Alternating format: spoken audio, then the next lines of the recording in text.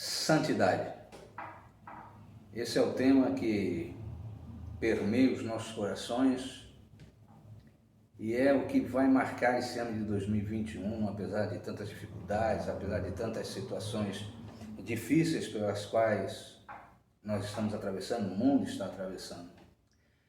Mas Deus falou fortemente ao nosso coração que esse é um ano dedicado à santidade. Não que tenha que ser apenas esse ano, ou não foi nos anos anteriores, mas é que o nosso desejo é penetrar num nível de intimidade com Deus como jamais experimentamos na vida.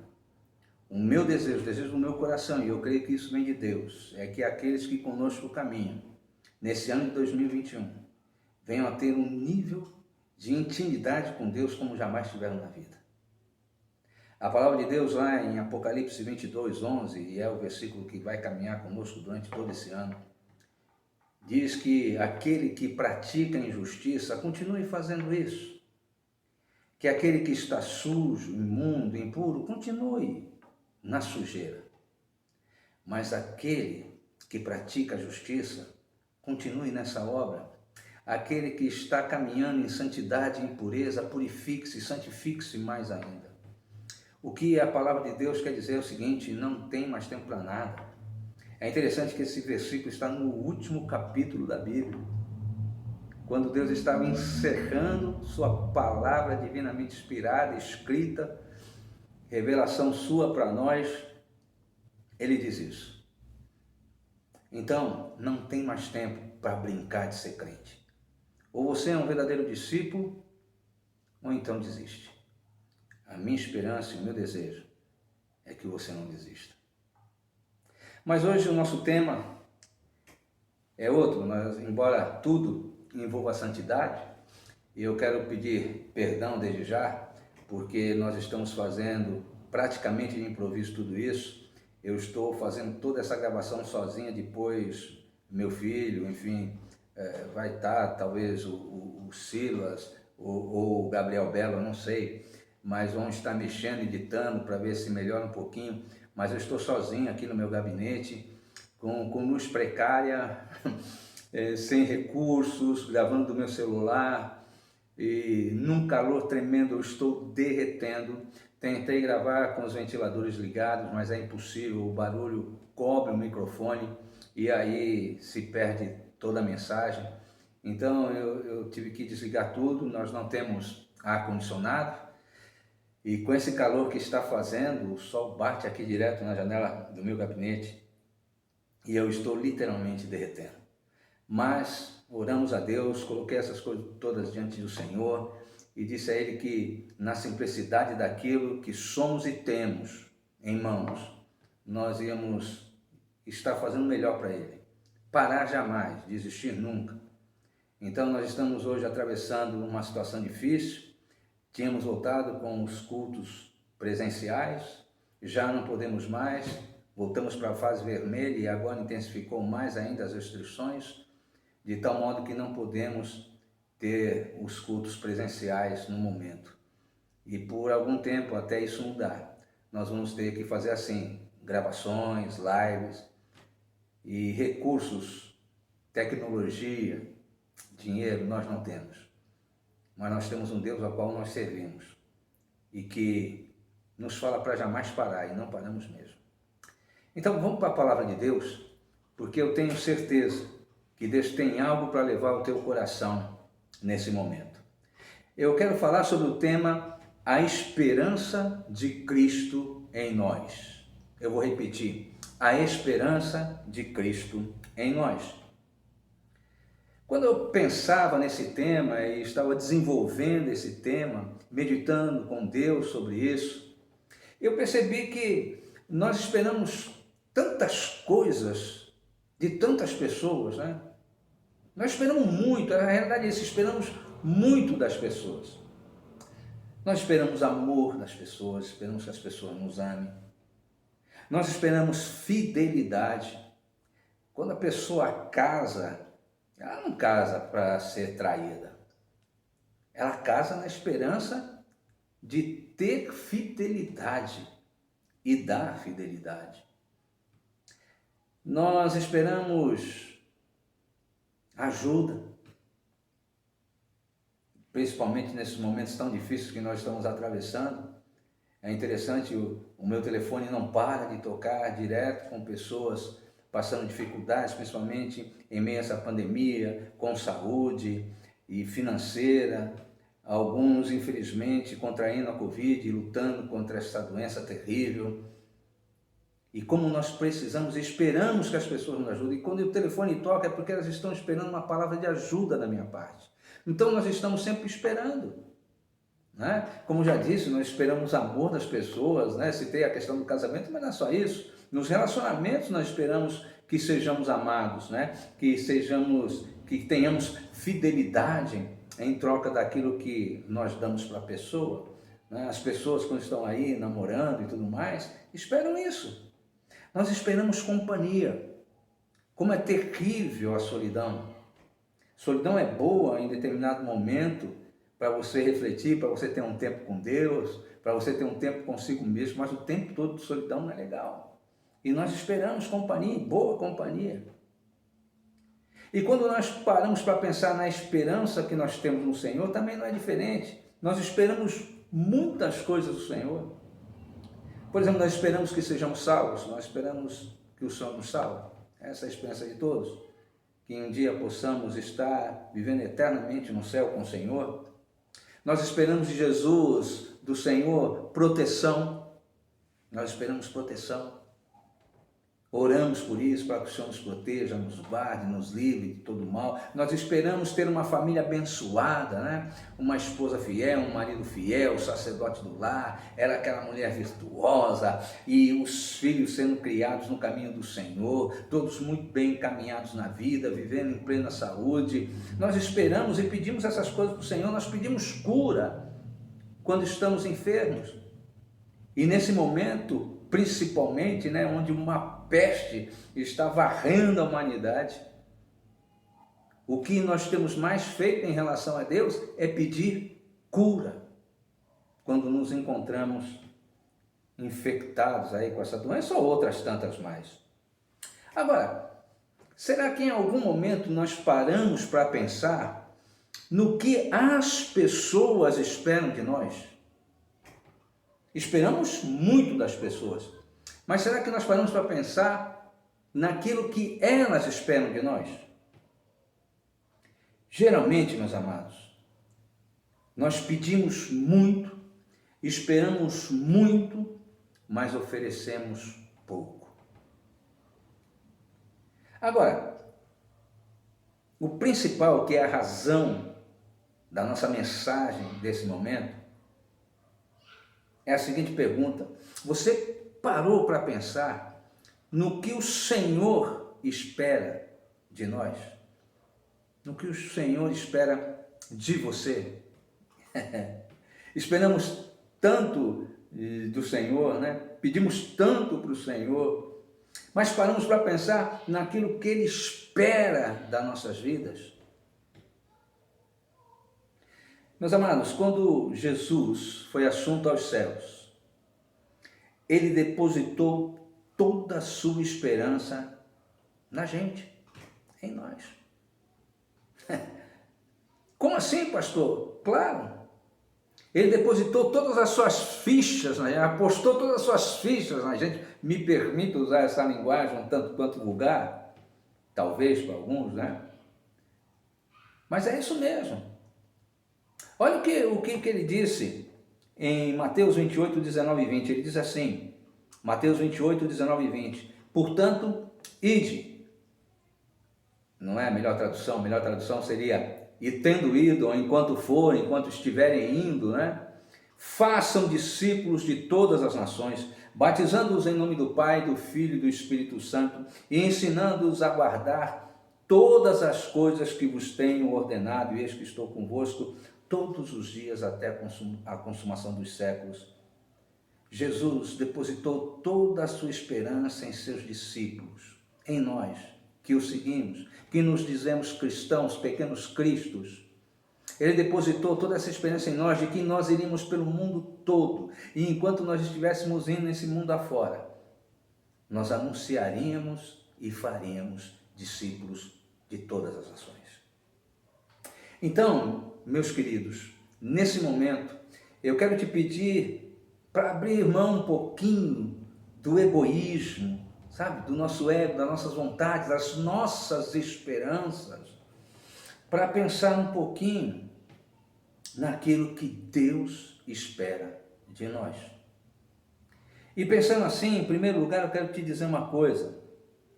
O Senhor Jesus espera de nós fidelidade. A primeira coisa que eu quero abordar aqui. Nós esperamos tanto fidelidade nos nossos relacionamentos, né? E com Jesus não é diferente.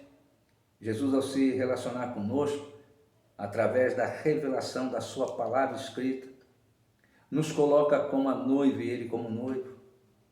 E tudo que o noivo espera da sua noiva é fidelidade.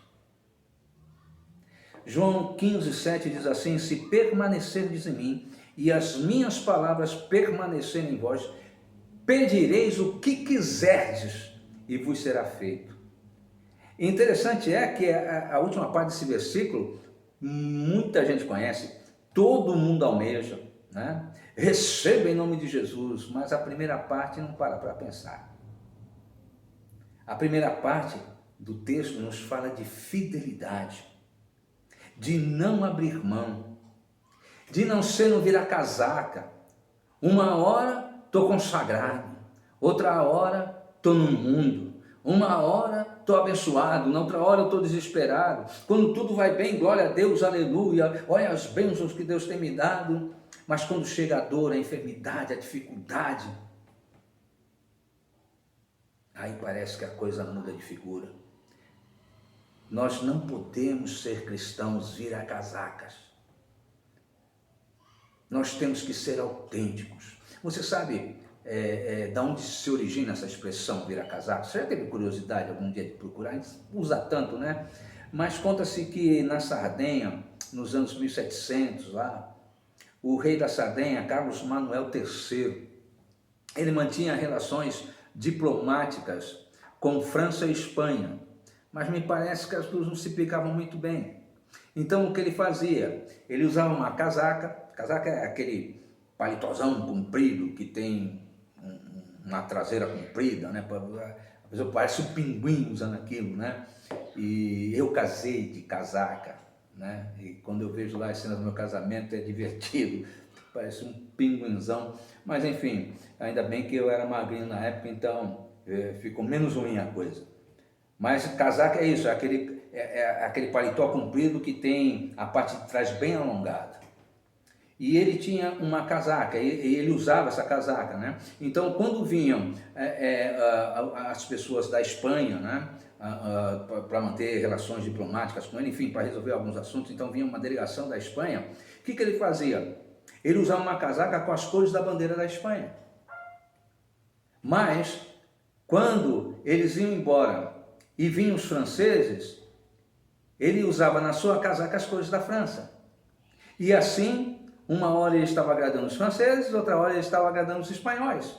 Mas nunca se mostrava realmente aquilo que ele era. Então ele fazia um tipo para os espanhóis e fazia um tipo para os franceses. Sabe, tem muito cristão vivendo assim. São cristãos vira-casacas. No momento, vestem a casaca do evangelho, vestem a casaca do reino, as cores do reino. Se colocam por aí como cristãos. Mas em aparecer na diversidade, às vezes não precisa nem tanto. Então ele já veste as cores do mundo. Ou de outras coisas mais, que não tem nada a ver com o Evangelho. Se nós, meus amados, somos infiéis a Jesus, nós seremos infiéis na igreja, no reino, nos nossos relacionamentos. Porque se nós não conseguimos ser fiéis àquela pessoa que nós dizemos que é o tudo para a gente, como acreditar que seremos fiéis em outros níveis de relacionamento?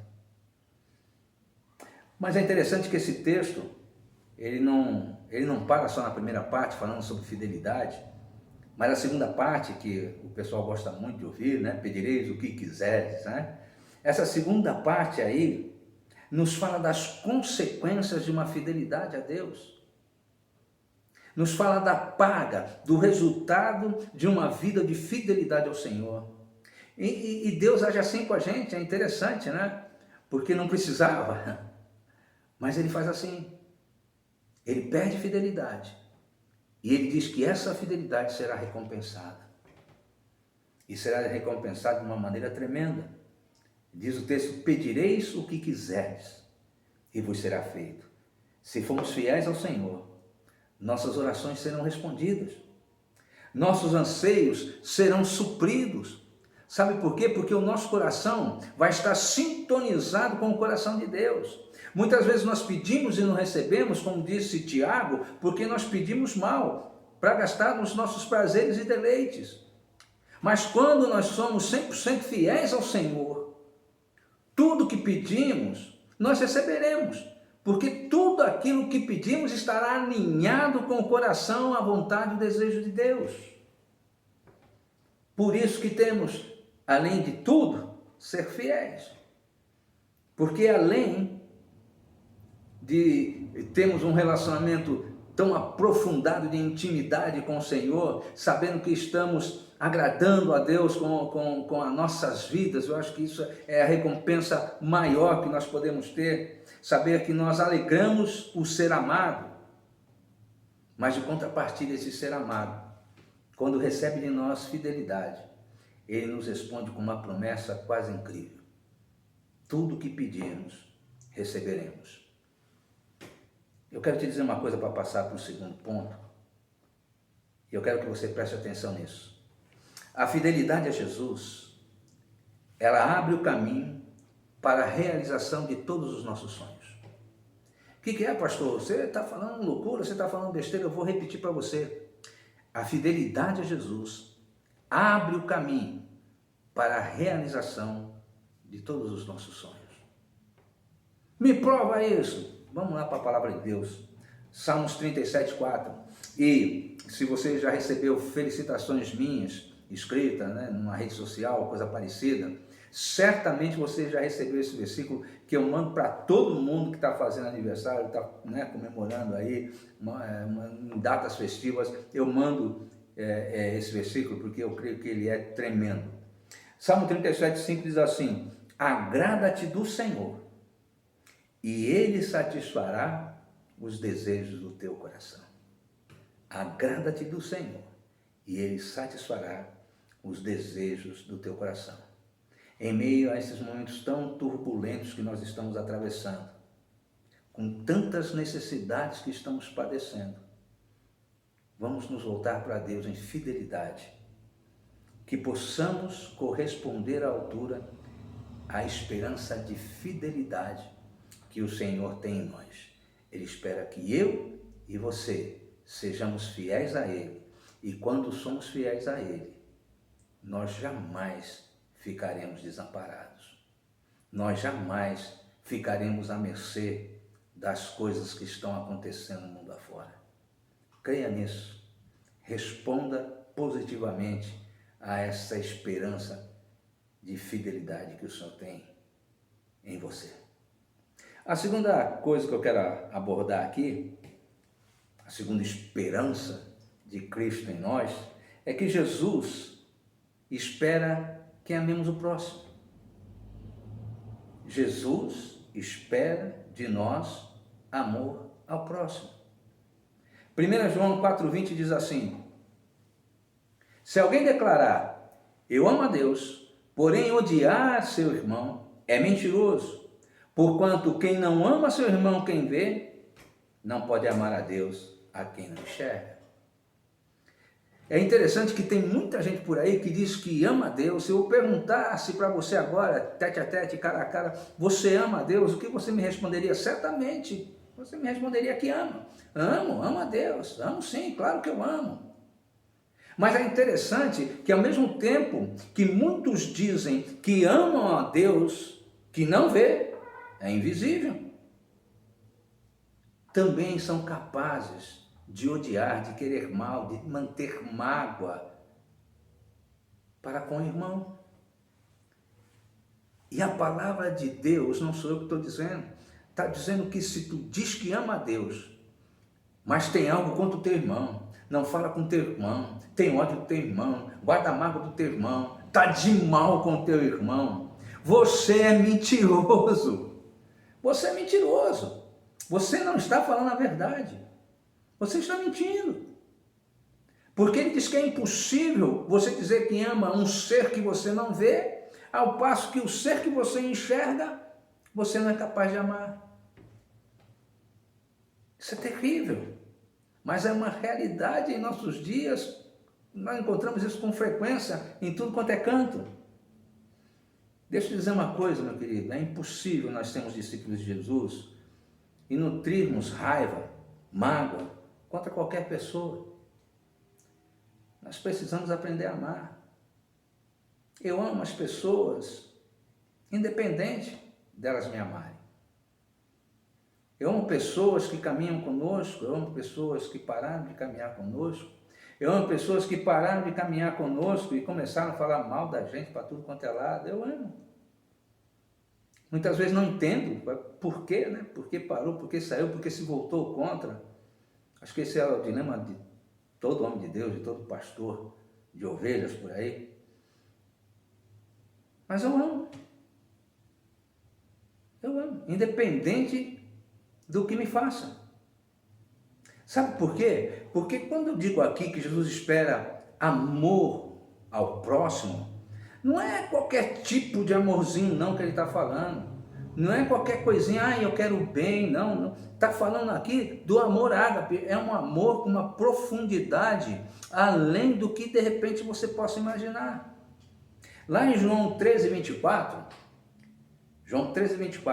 Jesus chega para os discípulos e diz assim, olha, um novo mandamento vos dou. Quando ele diz um novo mandamento vos dou, certamente os discípulos ficaram animados. Certamente os discípulos ficaram, puxa vida, o que vem por aí? Está vendo coisa nova? O que será um novo mandamento? Gente, presta atenção, Jesus vai falar um novo mandamento aí para a gente, vamos ver o que virá. E naquela ânsia ali, Jesus disse assim para eles, que vos ameis uns aos outros. Quando disse isso, foi uma frustração para os discípulos. Por que eu digo que foi uma frustração? Porque ele chega para os discípulos e fala assim, olha, um novo mandamento vos dou. Ok. Então eles estão esperando algo novo. E ele diz que vos ameis uns aos outros. Só que um bom entendedor da palavra, eu creio que eles conheciam bem o Velho Testamento, os mandamentos de Moisés, já dizia lá nas leis de Moisés, que nós tínhamos que amar o próximo. Então, certamente, naquele momento, houve uma frustração, eles devem ter se perguntado, mas o que tem de novo nisso, Senhor? Esse mandamento já tem desde a época de Moisés. Por que o Senhor falou que ia dar algo novo? Mas ele continua falando, ele não para aí, ele diz assim, assim como eu vos amei, que dessa mesma maneira tenhais amor uns para com os outros. Aí a coisa muda de figura. Aí não é uma questão de amar o próximo como eu quero amar, como eu sei amar. É amar o próximo como Jesus o amou. É amá-lo com amor ágape. É amá-lo sem esperar nada em troca. É amá-lo ainda que ele seja meu inimigo. É amá-lo ainda que eu não goste dele. Porque amor não tem nada a ver com gostar, meu amado. Gosto tem a ver com sentimento, com preferência. Amor tem a ver com ordem, atitude. Se amor não fosse atitude, jamais Jesus teria mandado amar. Porque um sentimento você não manda, né? Ele surge, ele está ali, você sente. Mas uma ordem você cumpre. E Jesus não falou, olha, sinta algo, não, ele disse ame. E não ame de qualquer jeito, ame como eu amei. Esse é o novo mandamento de Deus, amar o próximo como ele amou. O amor de Deus, ele é diferente, meu querido. Ele não depende de reciprocidade. Mesmo que você não ame a Deus, ele continua te amando. Aliás, a Bíblia diz que ele nos amou primeiro. Ele nos salvou sem a gente merecer nada. Ele morreu numa cruz sem eu e você ter merecimento nenhum por isso. O amor de Deus não depende de elogios, não depende de encher a bola dele. Ele é imparcial. Esse amor é parte da essência de todo discípulo de Jesus. Alguém que se diz discípulo de Jesus, mas não ama desse jeito, tem alguma coisa de muito errada. Ou não é discípulo, ou precisa de tratamento urgente. Meus queridos, nós temos um desafio gigante pela frente. Amar a todos assim como Jesus amou. Não é fácil. Não é fácil. Gera dor, sofrimento, lágrimas, muitas vezes até tristeza. Mas nós temos que amar assim. E eu te desafio nesse momento a abrir o seu coração para que o Espírito Santo de Deus te leve a amar o próximo, que é o que Jesus espera de você, da maneira que Ele ama. Então, se você está nutrindo alguma mágoa pelo teu cônjuge, por filhos, parentes, né? Pais, mães, sei lá, na igreja, pastores, figuras de autoridade, eu não sei. Mas libera um santo perdão e se libera dessa coisa que está te prendendo. E permita que o Espírito Santo de Deus seja derramado de uma maneira tremenda na tua vida, fazendo uma revolução a partir do seu ágape, a partir do seu amor incomparável. Sabe, nessa caminhada, e enquanto você desejar, buscar, estiver obtendo esse amor e dando deste amor, certamente você vai encontrar pela tua frente pessoas que vão fechar a cara e não vão te sorrir. Mas não desiste não, nem fica triste. Se você encontrar pela frente alguém que não sabe sorrir, empresta teu sorriso para ele. Ok?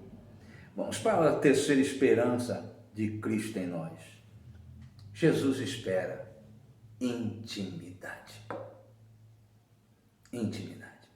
João 15,15 diz assim: já não vos chamo servos, porque o servo não sabe o que faz o seu senhor, mas eu vos tenho chamado de amigos, pois tudo o que ouvi de meu Pai eu compartilhei convosco. Tem duas coisas muito importantes aqui, e eu quero ser rápido porque a gente está se alongando um pouco, né? E eu já disse que nessas épocas de pandemia, com todas as coisas que estão acontecendo, os nossos horários, os nossos tempos estão resumidos, né? Eu quero ser um tanto quanto mais objetivo, né? Ainda que mais curto em termos de tempo, mas não menos profundo na palavra. Mas eu quero abordar só duas coisas aqui para passar para o próximo ponto e encerrar. Duas coisas importantes sobre essa questão de intimidade com Deus, baseado nesse texto de João 15,15. A primeira é que intimidade exige transparência. O que ele diz aqui? Olha, eu não te chamo mais de servo, eu estou te chamando de amigo. Sabe por quê? Porque amigo que é amigo se despe diante do outro, na alma. Amigo que é amigo não tem segredos para com o outro. E ele diz assim: pois tudo o que ouvi de meu Pai, eu compartilhei convosco. Jesus é totalmente transparente conosco. Ele se revela plenamente a nós. Mas muitas vezes a nossa alma é um mundo escondido. É um esconderijo de pecados, de traumas, de mágoas, de decepções. É aquela velha história: por fora, bela viola, mas por dentro, pão bolorento. Sabe por quê? Porque muito embora o relacionamento com Deus tem que ser assim totalmente aberto, desde a queda de Adão lá no paraíso, o homem não se cansa de se esconder. A primeira atitude que Adão teve, depois que desobedeceu a Deus, foi se esconder lá no mato. Ele ficou atrás da moita. E quando saiu com as folhas de figueira para guardar, tapar, esconder a sua vergonha. Interessante que antes ele andava nu diante de Deus e não tinha vergonha, porque havia pureza. Havia um relacionamento santo entre ele, Deus e a criação de Deus. pureza total. Mas após a queda, ele percebe a sua sujeira e ao invés de expor a sua sujeira para Deus, ele procura se esconder de Deus. E essa tem sido a atitude de muitos religiosos no passado, no decorrer dos séculos. Se esconder, tentar esconder de Deus e dos outros a sujeira que há dentro de nós. Mas não deveria ser assim. O que Jesus espera de um relacionamento é transparência. E transparência fala de intimidade. Intimidade. Temos que andar em intimidade, transparência. Não tem como ser íntimo de alguém guardando os segredos desse alguém. Quando você guarda segredos, você está preocupado com a tua reputação. Mas quando você é 100% transparente, você está expressando o teu caráter. Diz assim a palavra de Deus, Hebreus 4,13. Não há criatura alguma coberta diante dele, antes todas as coisas estão nuas e patentes aos olhos daquele a quem havemos de prestar contas. Ainda que você não seja 100% transparente com Deus, ainda que você queira só manter uma aparência diante de Deus, isso é besteira, porque Deus conhece o teu coração. É a segunda coisa que eu quero falar aqui dentro. A primeira é que intimidade exige transparência, a segunda é que intimidade exige obediência. João 15,14 diz assim: vós sereis meus amigos se fizerdes o que eu vos mando. Só é amigo de Jesus, só tem intimidade com Jesus, só é chegado de Jesus quem faz aquilo que ele manda, ou seja, quem lhe obedece. Como é que pode querer se dizer cristão, filho de Deus, andar em intimidade com Deus, dizer que é chegadão de Jesus, mas vive desobedecendo? E eu não vou falar nem dos pecadões. Vamos pegar a base, vamos pegar os fundamentos. Você lê a Bíblia? Jesus mandou ler a Bíblia, a palavra de Deus manda ler a Bíblia. Você lê a Bíblia? E Bíblia, pega lá Josué 1,8. Bíblia é para ler, ler toda, ler sempre, meditar e praticar. Leia lá Josué 1,8. Está tudo isso lá. E se é uma ordem de Deus que está registrada na palavra dele, como que você, se dizendo um cristão, pode viver sem ler a Bíblia? Eu leio o Salmo 23 de vez em quando. Na sala a Bíblia está aberta no móvel, no Salmo 90, 91. Bíblia é para ser lida, lida toda, lida sempre, meditada e praticada, obedecida. Você é amigo de Jesus? Jesus pode te chamar de amigo? Jesus está esperando intimidade com você. E como você pode ser íntimo se você não está obedecendo? Você ora sempre, você ora o tempo todo em um tempo, porque para mim oração é isso, é um tempo e o tempo todo. Um tempo, eu entro num quarto, eu entro num lugar, eu fico sozinho, eu e Deus, um momento que ninguém mais entra, para eu ter um tempo ali de intimidade com Ele. E depois desse momento, o tempo todo, eu estou em oração, estou pensando, estou dirigindo, onde eu estiver, o que eu estiver fazendo em atitude de oração. A Bíblia diz: orai sem cessar.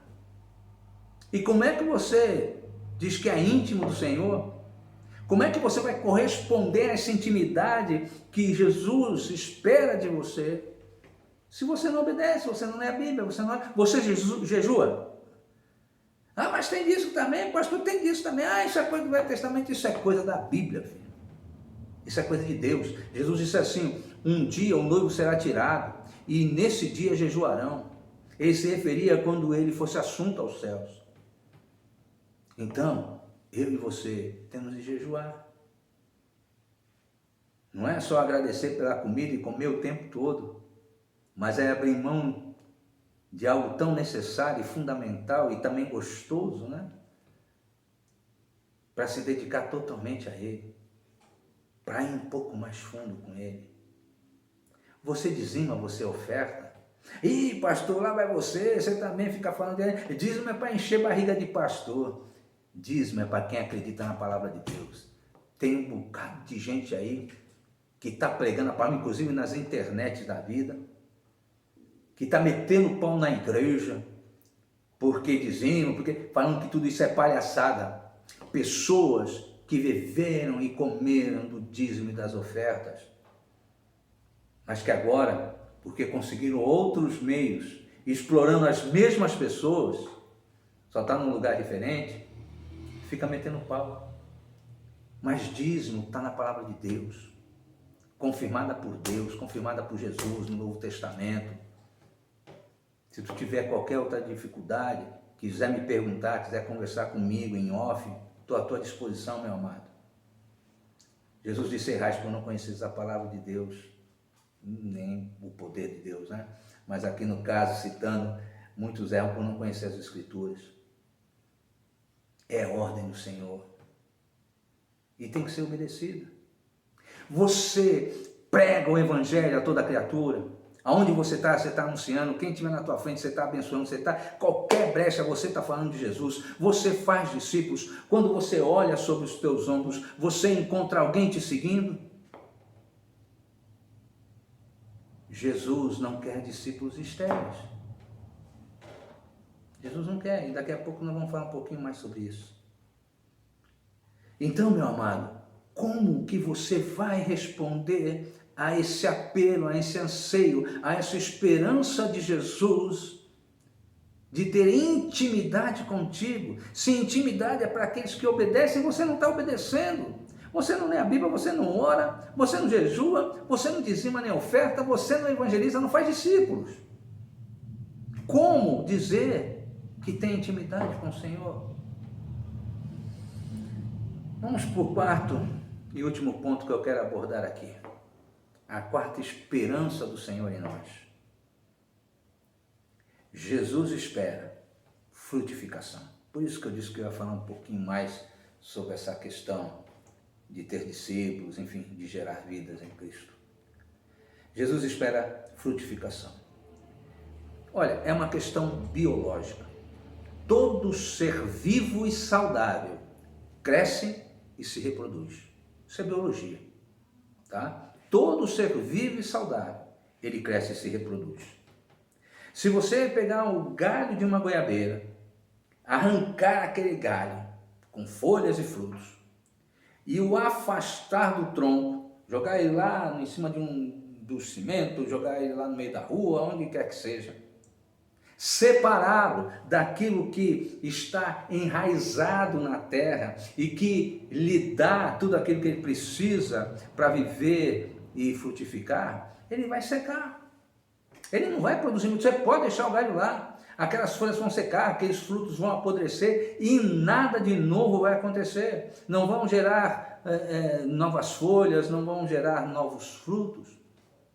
Mas se aquele galho estiver ligado à árvore, ao tronco, que por sua vez está enraizado na terra, recebendo e passando para os galhos tudo aquilo que é necessário para que ele continue vivo, saudável e frutificando, se estiver lá, vai continuar a dar frutos.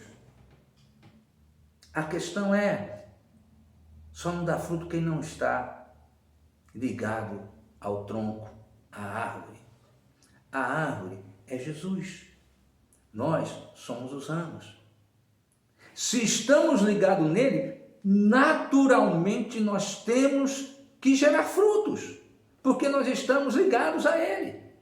E se não estamos gerando fruto, de 2, 1, ou não estamos ligados, ou tem alguma doença nesse galho que precisa ser tratada. Nós devemos ser assim, estar ligados ao tronco, para que possamos dar fruto. Jesus, como eu disse no começo, apostou tudo em nós. Ele colocou a sua esperança maior na gente. Ele andou cerca de 3 anos aqui em termos de ministério, né, exercendo ministério. Vamos falar 3 anos, 3 anos e meio, enfim.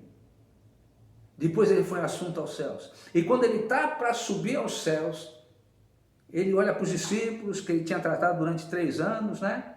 Que depois da morte dele se dispersaram, mas depois da sua ressurreição ele vai lá arrebanhar de novo. E ele está na esperança de que aquilo que ele começou, os seus discípulos deem prosseguimento. O ministério de Jesus seria um sucesso a partir de que os seus discípulos fossem um sucesso. Jesus só alcançaria o mundo inteiro se os seus discípulos fossem até lá. Ele depositou isso na gente, em mim e em você. E eu quero repetir aquele texto de Mateus 28, 19 e 20, que eu li no começo. Portanto, ide, ou enquanto estiverem indo, como já disse, é a melhor tradução, por onde forem, enquanto estiverem indo, façam discípulos de todas as nações, batizando-os em nome do Pai, do Filho e do Espírito Santo, e ensinando-os a guardar todas as coisas. Quem pariu Mateus, que o embale. Não é só gerar em Cristo, é gerar e cuidar, discipulado, ensinando-os a guardar todas as coisas que vos tenho ordenado. E eis que estou convosco. Nós não estamos sozinhos nessa obra. Jesus disse que estaria conosco até a consumação dos séculos. Jesus não quer discípulos estéreis. Ele espera de nós frutificação. Se há esterilidade, há doença. Então, em nome de Jesus, eu quero te convidar a se deixar ser curado por Ele, para que você possa dar muito fruto. Meus amados, quero voltar aqui e citar cada uma dessas 4 lições aqui que nós tiramos hoje para meditar. Primeiro, Jesus espera fidelidade. Segundo, Jesus espera amor ao próximo. Terceiro, Jesus espera intimidade. E quarto, Jesus espera frutificação. Jesus depositou todas essas esperanças em nós. Quero te fazer um apelo. Não vamos decepcionar. Vamos orar. Antes de orar, eu quero só te dizer mais uma coisa. Eu estava comentando isso no meu encontro com a família. Nós temos um encontro em casa e, para dizer a verdade, já fazia até um tempinho que a gente não vinha tendo e Deus me puxou a orelha e nós voltamos semana passada e vamos continuar enquanto tiver vida, em nome de Jesus. Há de ser assim. Mas eu estava comentando que logo no comecinho da minha conversão, eu ainda um garoto, eu não perdia um culto, né? Inclusive os cultos nas casas e tal, que era muito comum na época. E eu indo num desses cultos, eu me lembro que eu entrei lá, não me lembro se era uma casa, um apartamento, mas eu me lembro da imagem que tinha na parede. Tinha um quadro do rosto de Jesus, né? Pintando a figura de Jesus. Ele estava só de perfil, de silhueta, assim, e ele cabeça baixa, aquela coroa de espinhos, né? As marcas lá de sangue correndo, e pelo rosto dele, assim, do olho dele, corria uma lágrima.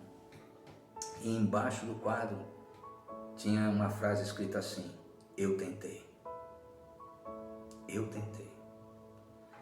Aquilo mexeu tanto no meu coração de menino recém-convertido, menino que tinha sido liberto de tudo que não prestava, menino que tinha sido salvo, transformado pelo poder desse Cristo, que ali representado naquela gravura, mostrava um Jesus fracassado, decepcionado, que tinha até tentado, mas não tinha conseguido, porque os seus, ou aqueles que se dizem seus, não caminhavam de acordo com aquilo que ele esperava deles.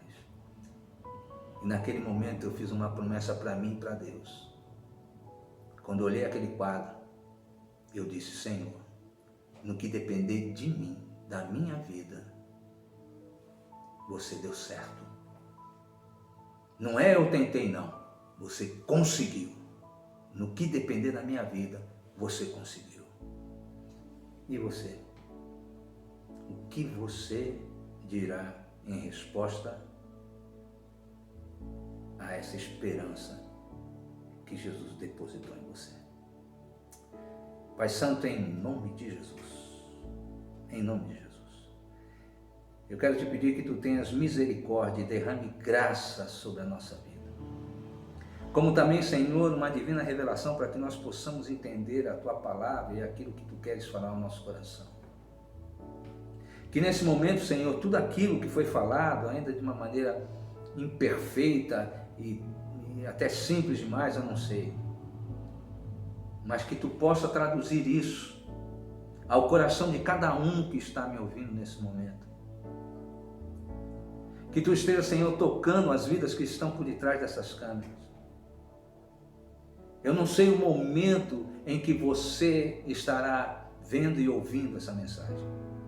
Eu não sei em que situação você se encontrará no momento que você receberá essa mensagem, essa palavra. Mas eu peço a Deus que ela encontre guarida no teu coração. Porque é o segredo de uma vida de intimidade com o Senhor. É o segredo de uma vida vivendo em Cristo Jesus e recebendo as coisas que o nosso Senhor Todo-Poderoso tem guardado e pode dar para nós. Nós não o servimos porque queremos isso e aquilo. Nós o servimos e seguimos porque Ele é Deus. E ponto final.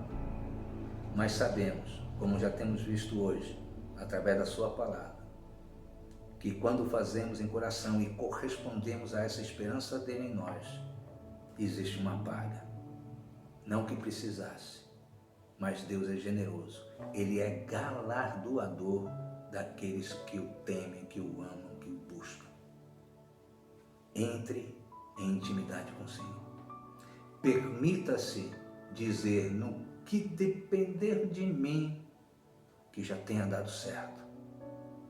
Permita-se que essas esperanças do Senhor em ti encontrem o objetivo certo, resposta certa, guarida no teu coração. Responda positivamente às esperanças de Cristo em ti. E que a graça do nosso Senhor e Salvador Jesus Cristo, que o amor de Deus, o nosso Pai, que a unção e as consolações do Espírito Santo de Deus, seja sobre a tua vida, seja sobre todo o povo de Deus espalhado sobre a terra, desde agora e para todo sempre.